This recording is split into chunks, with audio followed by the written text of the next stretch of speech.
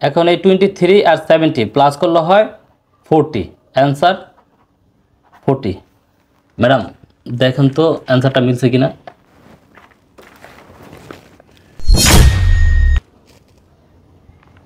কিরে মামা, অঙ্কটা মিলছে? হ্যাঁ আব্বু, অঙ্ক মিলে গেছে। কি বলস? অঙ্ক মিলে গেছে মানে? হ্যাঁ আব্বু, অঙ্ক তো মিলে গেছে।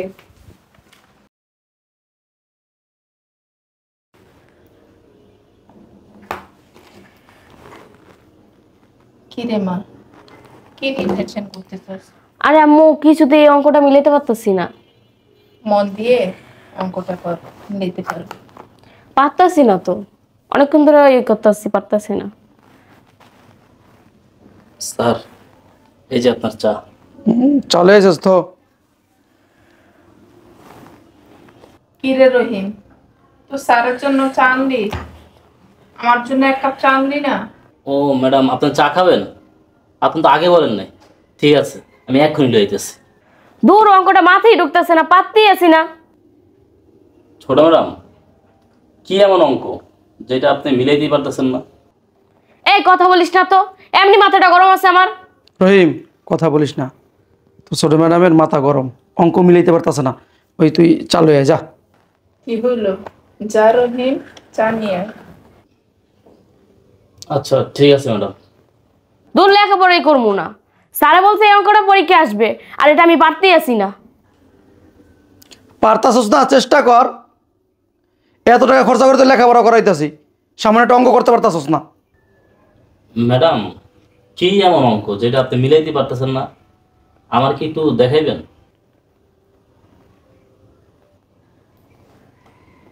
দেখ রহিম, সবকিছু নিয়ে মজা করা উচিত না।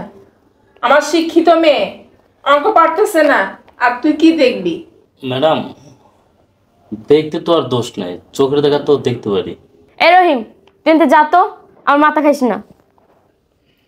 মারে, ও যেহেতু এত করে বলতাছে, অঙ্কটা দে, একটু দেহুক। তুমিও না আব্বু, আমি এখানে শিক্ষিত একটা মেয়ে, আমি পারতেছি না, আর ও একটা অশিক্ষিত, ও পারবে?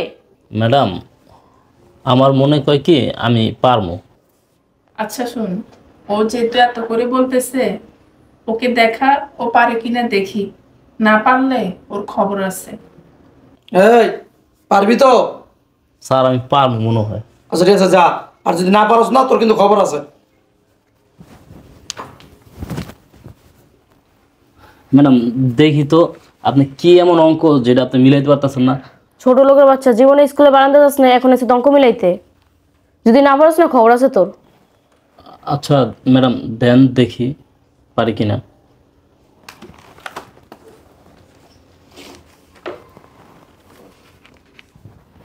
ম্যাডাম আপনি এই অঙ্ক মিলাইতে পারতেছেন না? এই অঙ্ক তো একদম সহজ, কত করছি। এই দেখেন, এখানে 3-এর উপর স্কোয়ার আছে, 3 3 9 প্লাস 14, এই দুটো যোগ করলে 23, আর নিচে আছে আপনার 13 প্লাস 4, দুইটা যোগ করলে হয় 17, টোটাল যোগ করলে হয় 30। এখন এই 23 আর 70 প্লাস করলে হয় 40, অ্যান্সার 40। ম্যাডাম দেখেন তো অ্যান্সারটা মিলছে কিনা।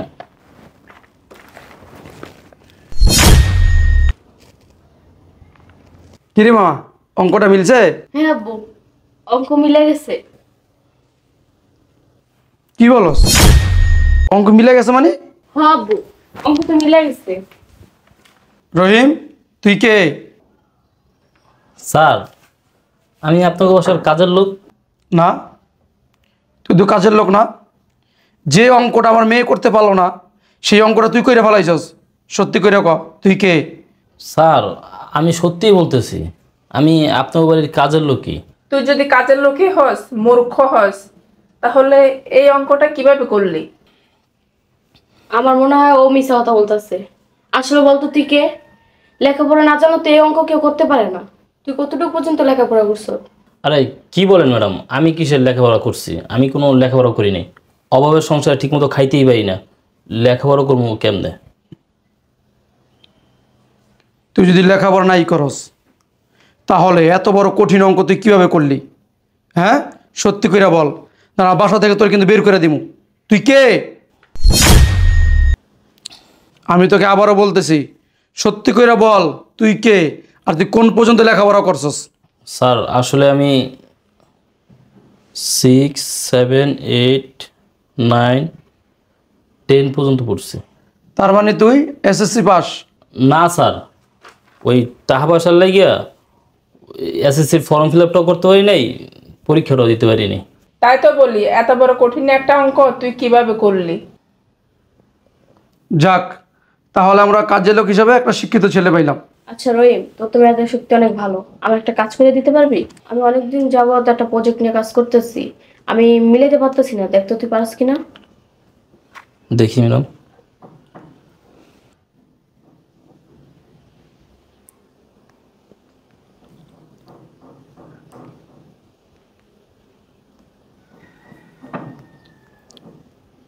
ম্যাডাম দেখেন তো হয়েছে কিনা। হ্যাঁ হয়ে গেছে তো, গত 3 মাস ধরে আমি পারতেছি না, তুই কিভাবে করলি? তুই যদি 10 পর্যন্ত পড়ালেখা করে থাকস তাহলে তুই এটা কিভাবে করতে পারলি? বড় বড় ইঞ্জিনিয়ার এটা করতে পারে না।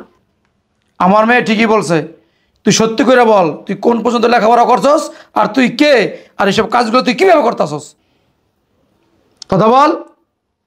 স্যার আমি কইলাম না আমি ক্লাস 10 পর্যন্ত পড়ছি, আর এগুলো তো সহজ, একদম সহজ।